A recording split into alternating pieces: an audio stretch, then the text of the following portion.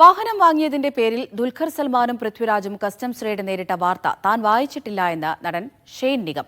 Multi സിനിമയുടെ ഭാഗമായി ദുബൈയിൽ നടത്തിയ വാർത്താ സമ്മേളനത്തിൽ ഇത് സംബന്ധിച്ച ചോദ്യങ്ങളിൽ നിന്ന് അദ്ദേഹം ഒഴിഞ്ഞുമാറി.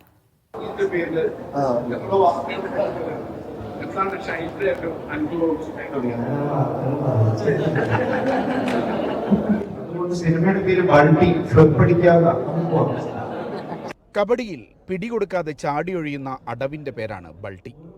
ഷെയ്ൻ നിഗത്തിന്റെ പുതിയ സിനിമയുടെ പേരും ഇതാണ്. കസ്റ്റംസ് റെയ്ഡ് സംബന്ധിച്ച ചോദ്യത്തിൽ നിന്നും ഷെയ്ൻ ബൾട്ടി അടിച്ചതാണെന്നാണ് നിർമ്മാതാവ് ബിനു ജോർജ് അലക്സാണ്ടർ പറഞ്ഞത്.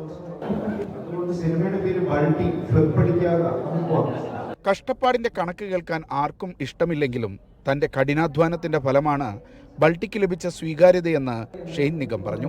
സിനിമയിലെ പ്രകടനത്തെ അഭിനന്ദിക്കുന്ന പ്രേക്ഷകർ തന്റെ പിതാവിനെ കൂടി ഓർക്കുന്നതിൽ സന്തോഷമുണ്ടെന്നും ഷെയ്ൻ നിഗം പ്രതികരിച്ചു.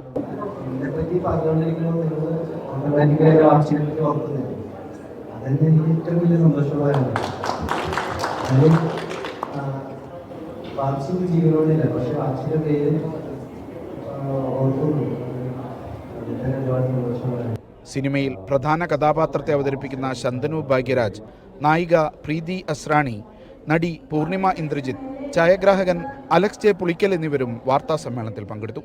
Media 1 Dubai.